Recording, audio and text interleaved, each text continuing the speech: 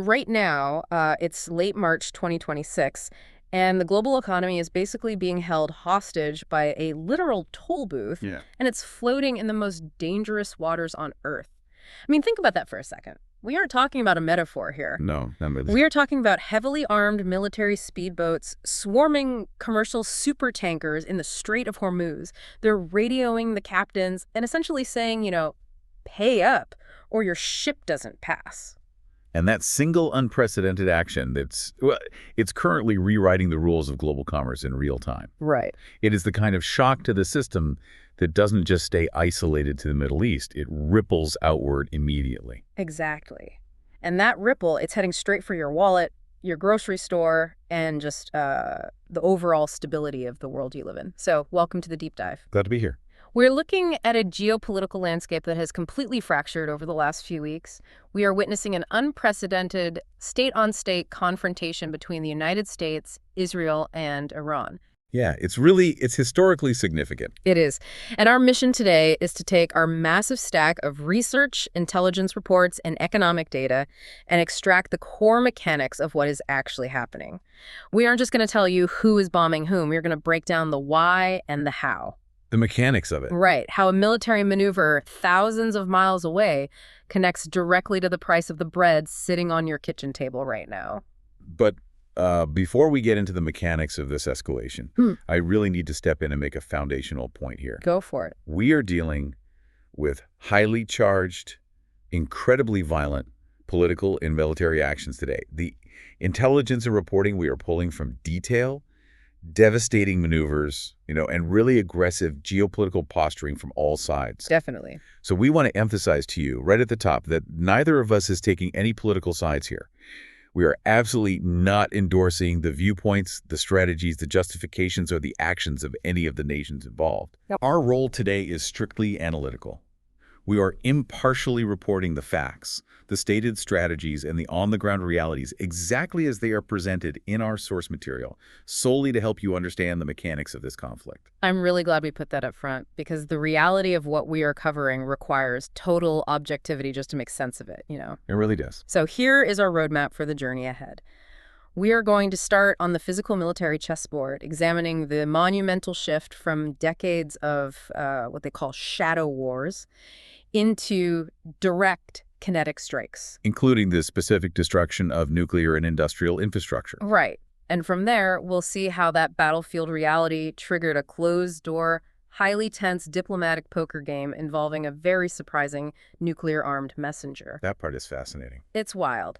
And finally, we will break down the mechanics of that toll booth in the Strait of Hormuz and exactly how it is engineering a crisis in global food production. It is a complex interlocking mechanism. Every time a gear turns in Tehran, Washington, or Jerusalem, the entire machine shudders. So let's look at the biggest gear that just shifted. For decades, the conflict between these specific major powers, so the US, Israel, and Iran, it's been defined by what analysts call the shadow war. Proxy battles. Right. It was all proxy battles. Yeah. Cyber attacks on centrifuges, assassinations of scientists that nobody officially claimed, funding militant groups. The golden rule was plausible deniability. Keep it in the dark. Exactly. Yeah. But as of late March 2026, that era is definitively over. We have crossed the Rubicon into direct, state-on-state warfare. And we really need to pause and look at the psychology of that threshold. Yeah. The transition from proxy warfare to direct confrontation is, it's the most dangerous boundary a conflict can cross. Because it changes the rules. It fundamentally alters the physics of escalation. When a nation uses proxies, say, funding a militia to attack a base, there's always a buffer. Right, a layer of separation. Yeah, there is a layer of deniability that allows the opposing state to save face. They don't have to respond with a massive conventional strike because they can pretend the attack wasn't a direct state action. It provides room for diplomatic off-ramps. Okay, so it's like a pressure release valve. Exactly. It lets off steam without blowing up the whole boiler. But direct strikes, when your planes fly into their sovereign airspace and drop munitions on their soil, that evaporates the buffer entirely. You can't ignore that. No. It forces a direct, symmetrical, or asymmetrical response. It locks the involved nations into a cycle of escalation that is incredibly difficult to break because backing down suddenly looks like existential weakness. And the targets chosen for these initial direct strikes tell us exactly what kind of war the U.S. and Israel are trying to fight. According to the intelligence summaries, Allied forces specifically targeted the Khondab heavy water nuclear facility in Iran. Khondab, yeah. Now, I want to unpack this with you because targeting Khondab isn't just about blowing up a building. It's like surgically removing the engine of a car while it's driving down the highway. That's a great way to put it. Right. They aren't trying to shoot out the tires to slow the vehicle down. They are trying to neutralize the core machinery that makes the long-term threat possible. The engine removal analogy is perfect here, but we need to explain why heavy water is the engine.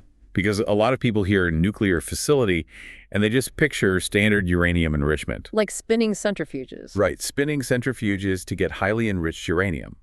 But a heavy water reactor is a completely different pathway to a nuclear weapon. Right, because you don't actually need highly enriched uranium for this route, do you? Precisely. Heavy water, which is chemically water where the hydrogen atoms have an extra neutron, making it literally heavier. Hence the name. Exactly. It acts as a highly efficient moderator. It allows a reactor to sustain a nuclear chain reaction using unenriched or naturally occurring uranium. Oh, wow. So you skip a massive step. You do. And here is the critical part.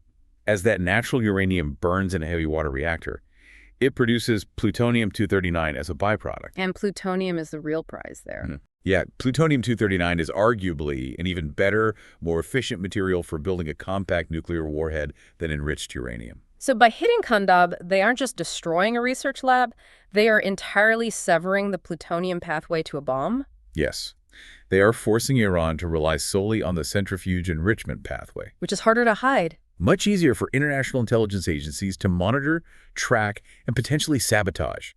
Building a heavy water facility requires immense, highly specialized generational infrastructure. You can't just buy replacement heavy water on the black market easily. Right, it's not off-the-shelf stuff. Not at all.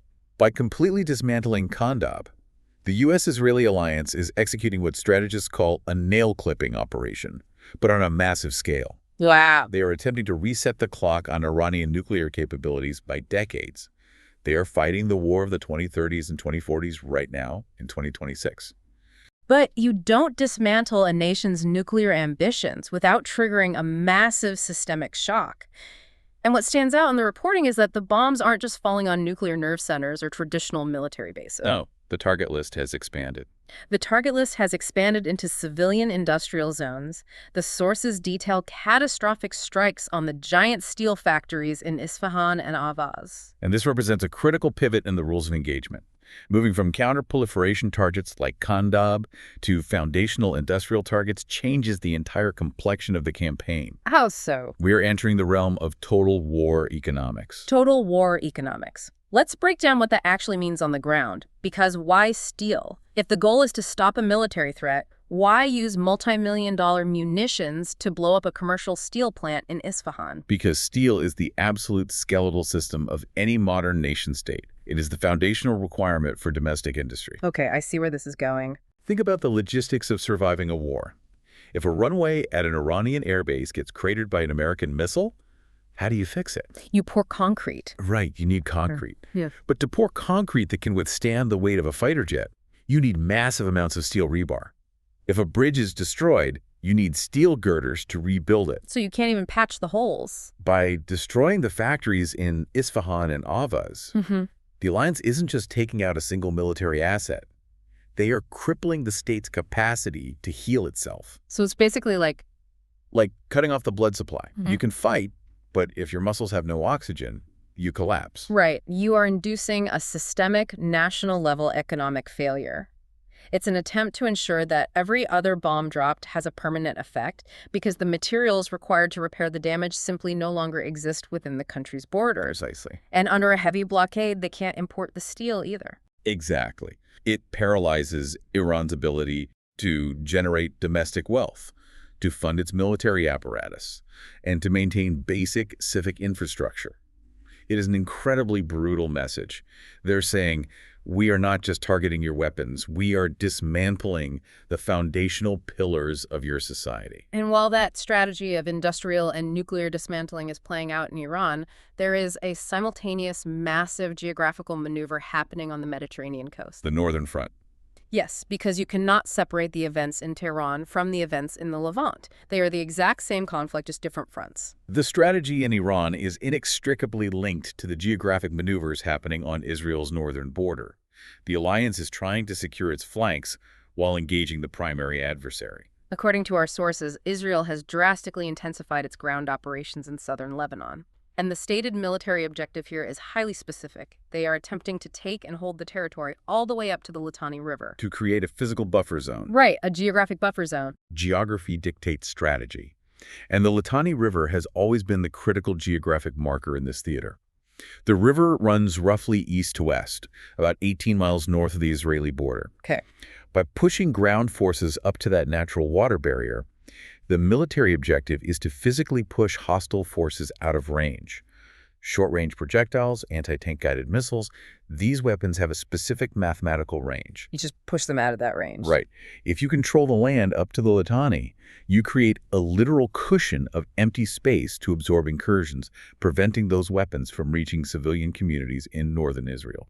The logic of creating a physical barrier makes perfect military sense. But here's where it gets really interesting, but also devastating.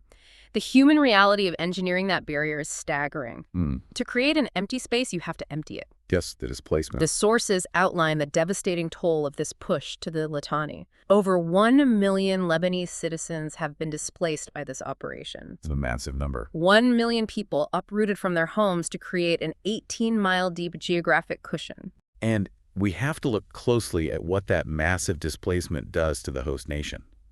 What's fascinating here is how a military buffer zone translates into a demographic disaster.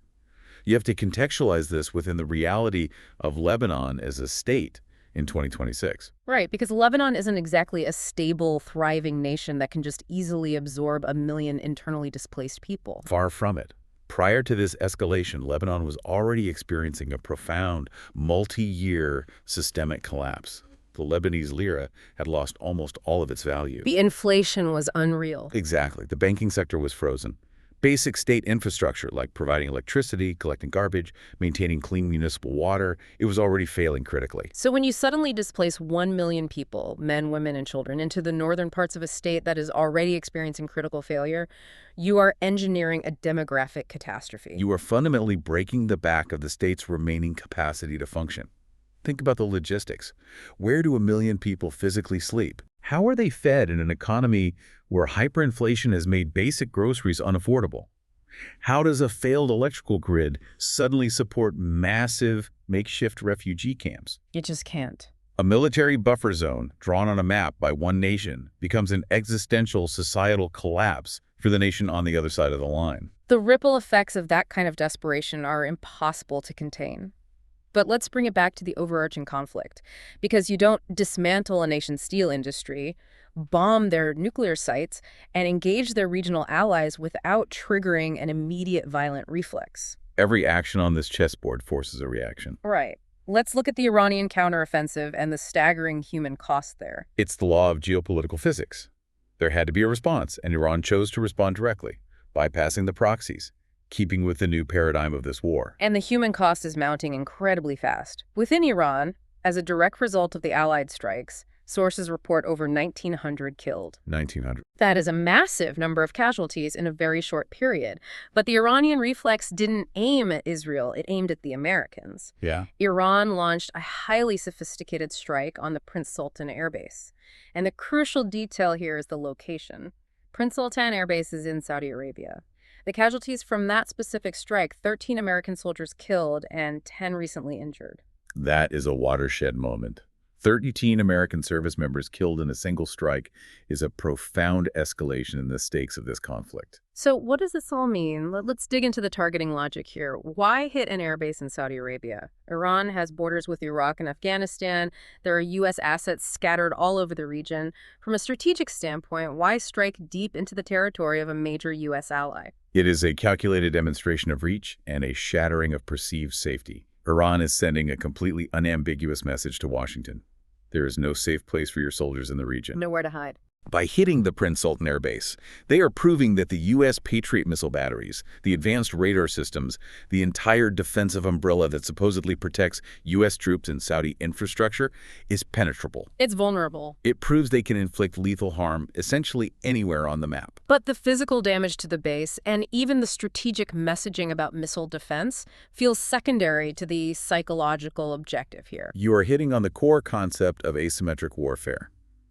This strike is fundamentally about American domestic politics. Tehran understands the American political ecosystem better than almost anyone. Oh, definitely. They know that the U.S. public is incredibly sensitive to American casualties in foreign conflicts. The legacy of Vietnam, the long wars in Iraq and Afghanistan. There is a deep, visceral aversion to seeing flag-draped coffins returning to Dover Air Force Base. So they are betting that the grief and outrage of the American public will eventually outweigh the strategic goals of the Pentagon. Exactly. By killing 13 U.S. soldiers and injuring 10 more, Iran is actively attempting to manufacture massive domestic pressure on the U.S. administration. They want American voters calling their representatives, demanding to know why their sons and daughters are dying to defend an air base in the Saudi desert. Right. They're using American casualties as direct leverage to force the administration into withdrawing, or at least significantly pulling back their military engagement.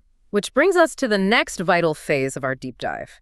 Because when the battlefield gets this bloody, when 1,900 Iranians are dead and 13 Americans are killed in a single strike, the domestic pressure cooker reaches a boiling point. It absolutely does. And when that happens, the action usually shifts to the shadows.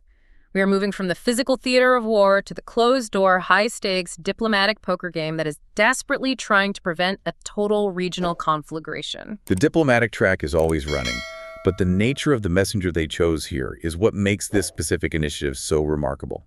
It really is. Our sources indicate that in the midst of this escalating violence, a secret back channel was opened. The Trump administration drafted a comprehensive 15-point ceasefire proposal and sent it directly to Tehran. A 15-point plan. Right. But the detail that jumped out at me, the thing that really made me stop and reread the intelligence summary, is how that message was delivered. It breaks all the traditional conventions of Middle Eastern diplomacy. Right, because normally when you hear about secret back channels between Washington and Tehran, there is a standard cast of characters. You think of the Swiss embassy, which officially handles U.S. interests in Iran. Or regional mediators like Oman. Oman, Qatar, exactly. The people who have historically played the quiet middleman role. But this 15-point plan wasn't delivered by any of them. It was delivered via Pakistan. Which is a fascinating, highly deliberate choice. I have to push back on the logic of this, though. Using Pakistan makes almost no sense to me at first glance. They have their own massive internal political chaos. Their economy is incredibly fragile. They have their own border skirmishes. Why would Washington bypass experienced, stable, neutral mediators like Oman or Switzerland and trust the most sensitive diplomatic mission of the decade to Islamabad? This raises an important question, and to understand the answer, you have to realize that Washington wasn't looking for a neutral messenger boy. They were looking for a peer. Okay, a peer. Let's look at Pakistan's specific geopolitical profile. First, unlike Switzerland or Oman, Pakistan shares a massive, rugged, highly porous border with Iran. This means Pakistan has inherent vital security interests in regional stability. So it's right on their doorstep. Exactly. If Iran collapses or if a massive regional war breaks out, the refugee spillover and the militant destabilization immediately bleeds into Pakistan. They have skin in the game. Okay, so they can't just politely pass a note. They are actively invested in stopping the fire from reaching their own yard. Exactly. Secondly, Pakistan has an incredibly complex, decades-long relationship with Washington.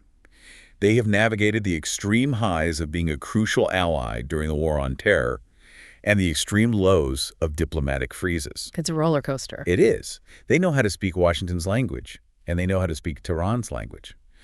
But the ultimate factor, the reason Pakistan was chosen, is nuclear physics. Pakistan is a nuclear-armed nation. Precisely.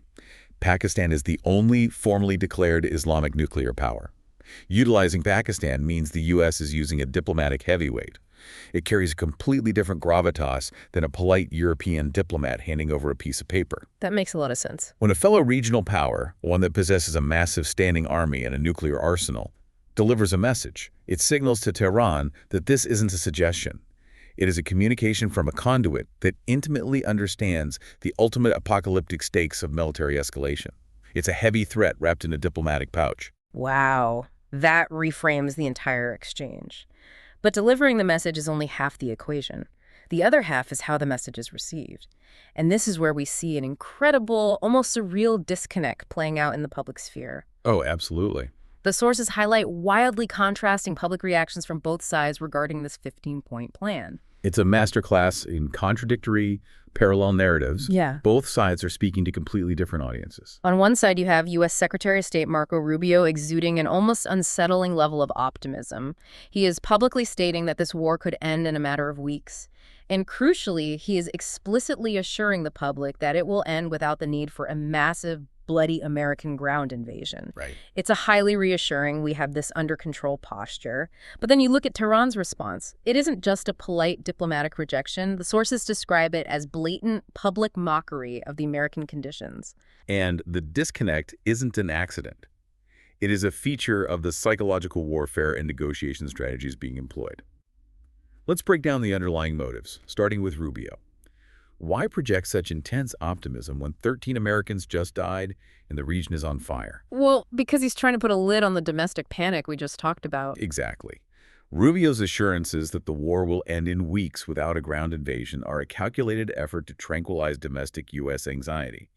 The administration needs to project to the American voter that the sacrifices, the 13 dead soldiers, will be short-lived, that there won't be another two-decade quagmire in the Middle East, and that the situation is fundamentally managed. Keeping the voters calm. But he's also speaking to another equally skittish audience, Wall Street.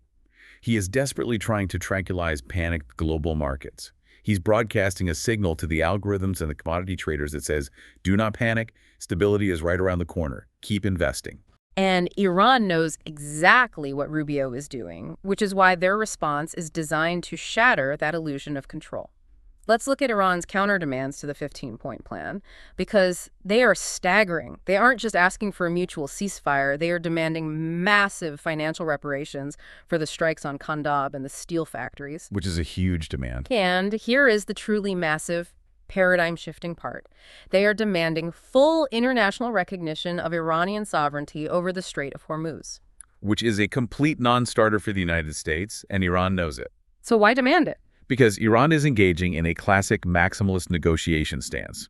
By publicly mocking the proposal and demanding absolute legal sovereignty over the most critical international waterway on the planet, they are raising the negotiation ceiling to the absolute maximum height possible. Go big or go home. Right. Their message to Washington is, you want peace. You want your markets to stabilize. Hand over the keys to the most important waterway in the world. They are setting an impossibly high anchor point. If they start by demanding sovereignty over the strait, eventually compromising down to just having the U.S. lift all economic sanctions looks like a reasonable concession. It makes the sanctions look like a bargain. So how does the U.S. president respond to having his secret peace plan publicly mocked and met with completely impossible, world-altering demands? We enter what geopolitical analysts and game theorists refer to as the biting fingers game. The biting fingers game, yes. The sources outline the immediate countermove from the Trump administration. The U.S. decides to extend the deadline for Iran to comply and open the strait by 10 extra days. And by granting that extension, Washington effectively suspends imminent, catastrophic military strikes that were already locked in on Iranian power plants. This is a fascinating tactical pause, and it requires a deep understanding of escalation dominance. It feels like a high-speed game of chicken. You know, you have two cars driving straight at each other at 100 miles an hour, and Trump just pumped the brakes slightly, giving a 10-second warning before a head-on collision, hoping the other driver swerves first. That analogy captures the tension perfectly. This is the absolute definition of brinkmanship. Let's analyze what sparing the power plants actually means in terms of the military calculus. Dropping a nation into total darkness by systematically destroying their electrical grid is a massive, almost point-of-no-return escalation. Because it's not just the lights going out. Without electricity, the municipal water pumps fail. The hospitals lose life support and refrigeration for medicine. The telecommunications networks collapse. The whole society basically grinds to a devastating halt. Exactly. It creates immediate, profound civilian suffering. And from a game theory perspective, if you destroy the power grid, you leave the Iranian leadership with almost nothing left to lose internally. A cornered adversary with no infrastructure left to protect, has a completely different calculus for using whatever remaining offensive arsenal they have. They might just throw everything they have left. Right. Sparing the grid prevents an uncalculated, completely uncontrollable retaliatory strike from Tehran. So the pause isn't an act of mercy, it's an act of leverage. Precisely. By holding off on those specific strikes, by granting this 10-day extension, the U.S. keeps the threat of total darkness hanging like a sword of Damocles over the Iranian negotiators. The power plants are still perfectly zeroed in the crosshairs. The bombers are on standby. They could go at any minute. The U.S. is essentially saying, we have the capability to plunge your entire civilization into the dark ages this afternoon, but we are choosing to wait 10 days. It is the game of biting fingers. Both sides are inflicting pain, and they are waiting to see who screams and taps out first under the excruciating psychological pressure of that ticking clock. Man. But while that 10-day clock is ticking quietly in the diplomatic shadows of Washington and Tehran out on the open water, the reality is already biting hard. And this brings us out of the theoretical realm of geopolitics and directly into the physical reality of global trade. We are shifting our focus to the geographic choke point that this entire conflict revolves around, the Strait of Hormuz. This is where the abstract concepts of sovereignty and strategy crash violently into the physical reality of the global economy. The sources detail that Iran has implemented a de facto blockade of the strait. But I really want to explain how this is happening because it's not what most people picture. When we hear blockade, we imagine a solid wall of gray warships parked nose to tail across the water, physically preventing anything from moving. Like a barricade. Right. But that isn't what Iran is doing. Instead, they have forced what the sources describe as a toll or cartel system on passing commercial ships. The U.S., of course, has denounced this as entirely illegal under international maritime law. It is a highly sophisticated, incredibly provocative maneuver that relies on the mechanics of marine insurance and physical intimidation. So how does it actually work on the water? Are they literally pulling up to supertankers and asking for cash? Mechanically, it looks like this. The Islamic Revolutionary Guard Corps Navy, the IRGCN, they operate fleets of heavily armed, incredibly fast attack craft. These aren't massive destroyers. They're small, highly maneuverable speedboats equipped with heavy machine guns, anti-ship missiles, and boarding parties. Okay, speedboats. Right. They swarm a massive, slow-moving commercial supertanker as it enters the narrowest part of the strait. They radio the captain of that vessel, which might be carrying $100 million worth of crude oil, and they issue an ultimatum. They demand a transit fee, often citing fabricated environmental regulations or security inspections. A toll? A toll. If the captain refuses, the fast boats physically board the tanker, seize control of the bridge, and divert the ship into Iranian territorial waters, taking the crew hostage and seizing the cargo. Wow. So it's essentially legalized piracy under the guise of state sovereignty. To go back to my earlier analogy, it really is the troll under the bridge. The troll doesn't blow up the bridge. He just stands there with a club and says, "You can't pass unless you pay my toll." Except in this reality, the bridge handles 20% of the world's oil supply. And if we connect this to the bigger picture, that is the brilliance and the extreme danger of this specific tactic.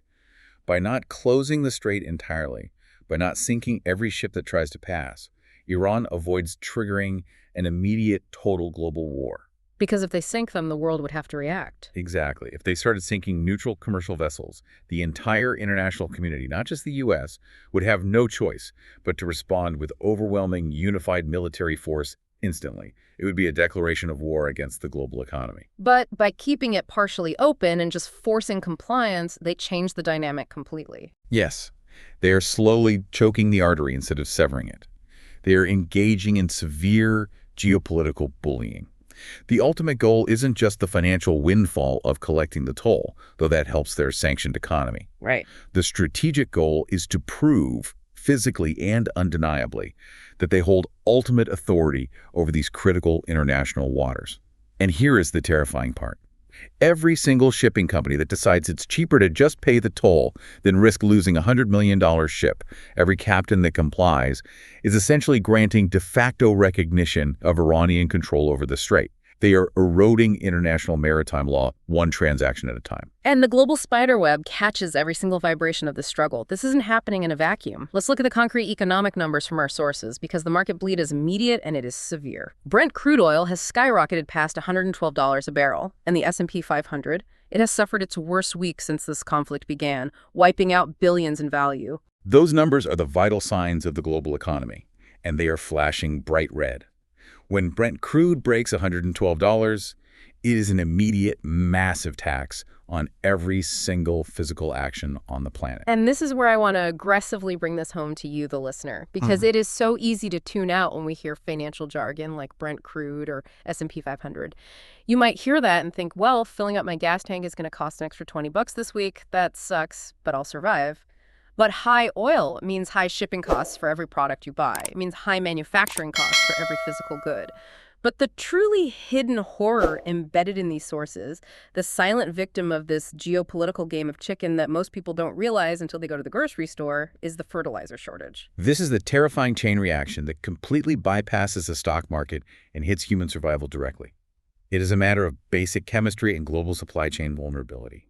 We have to look at how modern agriculture actually works. Let's do a deep dive into that chemistry. Because most people assume fertilizer is just, compost or manure. But feeding 8 billion people requires industrial chemistry. Exactly. The modern world relies entirely on something called the Haber-Bosch process. This is the industrial process that takes nitrogen from the air and turns it into ammonia, which is the foundational building block for synthetic agricultural fertilizers. But to make the Haber-Bosch process work, you need immense amounts of hydrogen, and you need incredible amounts of heat and pressure. And where does that come from? Where does that hydrogen and energy come from? Natural gas and oil. Fossil fuels are not just burned to transport food. They are the primary fundamental chemical components required to literally grow the food. Wait, really? You literally need natural gas to synthesize the nitrogen that makes the wheat grow? Yes. So let's connect the dots. When the flow of oil and gas through the Strait of Hormuz is restricted by a toll booth, the price spikes to $112 a barrel. Instantly, the global fertilizer industry stalls. The chemical plants in Europe and Asia that manufacture ammonia suddenly find that their raw materials are either entirely unavailable or so astronomically expensive that they have to shut down production. And when the fertilizer industry stalls? Global agricultural yields plummet. We aren't talking about luxury goods here. We are talking about a massive reduction in the yield per acre of the foundational crops that keep the human race alive. Wheat, corn, rice, soybeans. Without synthetic nitrogen fertilizer, global crop yields would drop by roughly 50%. The spiderweb effect is absolute and unforgiving. A severed thread in the Middle East, a military speedboat demanding a toll from a supertanker in the Strait of Hormuz forces a chemical plant in Germany to shut down, which means a farmer in Brazil or India can't fertilize their crops, which directly results in a massive spike in the price of a loaf of bread, a bag of rice, or a gallon of milk for a family in Africa, in Europe, and right in your hometown grocery store. The geopolitical tension translates directly into nutritional scarcity. It is the ultimate demonstration of how interconnected the global system has become. A diplomatic failure in Washington and Tehran dictates the caloric intake of a family on the other side of the planet. It is a profoundly sobering reality, which brings us to the precipice we are currently standing on. As we wrap up this deep dive, let's summarize the absolute gravity of the moment. It is late March 2026. We are currently sitting inside a tense, ticking 10-day window. The global community is holding its collective breath, watching the strait, watching the skies, waiting to see which path we fall down. Will there be a diplomatic breakthrough via that Pakistani back channel? Will an agreement be reached that partially opens the strait, drops the price of oil, and eases the economic chokehold on the global food supply? Or will phase 2 of the military strikes commence? Will the 10 days expire, prompting the U.S. alliance to take out the Iranian power grid, plunging the region into a literal and figurative dark tunnel from which there is no easy return? We have to understand that this is no longer just a regional conflict confined to the borders of the Middle East. It has evolved far beyond proxy militias and border skirmishes. What we are witnessing today is the real-time, violent rewriting of the global order. The established rules of international commerce, the guarantees of global energy security, the very framework of diplomatic engagement, they are all being stress-tested to their absolute breaking points. We started this deep dive talking about the sudden realization that the rules we rely on are broken. We are firmly in the muddy waters now, trying to decipher the shapes in the dark as the clock ticks down. And I want to leave you with a final lingering question to ponder long after you finish listening to this. It builds on everything we've discussed today, from the fast boats to the price of bread. Think about that toll booth in the Strait of Hormuz. If a single nation successfully enforces an illegal toll on a vital international waterway and the world economy, desperate for the oil required to make the fertilizer required to survive, simply adjusts and pays that toll just to keep functioning, does the concept of international free waters permanently cease to exist? Something to think about.